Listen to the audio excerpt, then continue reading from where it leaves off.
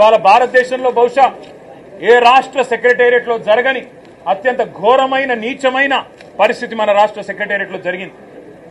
20% commission ఇయ్యందే ఇక్కడ బిల్లులు వస్తలేవు అని చెప్పి కాంట్రాక్టర్లు ఆర్థిక శాఖ మంత్రి ఉప ముఖ్యమంత్రి గారి ఛాంబర్ ముంగట ధర్నా చేసే పరిస్థితి రాష్ట్రంలో బహుశా ఎన్నడూ కూడా గతంలో లేదు, మరి భారతదేశంలో కూడా బహుశా ఎక్కడా లేదని నేను అనుకుంటా ఉన్నా.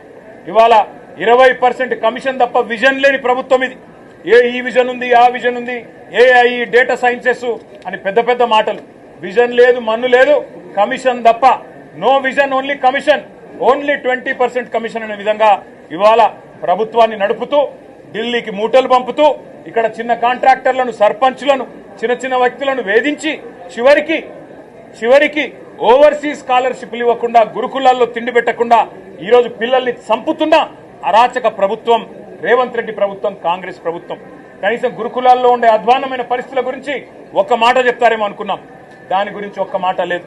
చనిపోయిన 83 మంది పిల్లలకు కనీసం ఒక మాట సానుభూతి చెప్పి సంతాపం చెప్తారేమో అనుకున్నాం, ఒక్క మాట కూడా వారి గురించి ప్రస్తావన లేదు.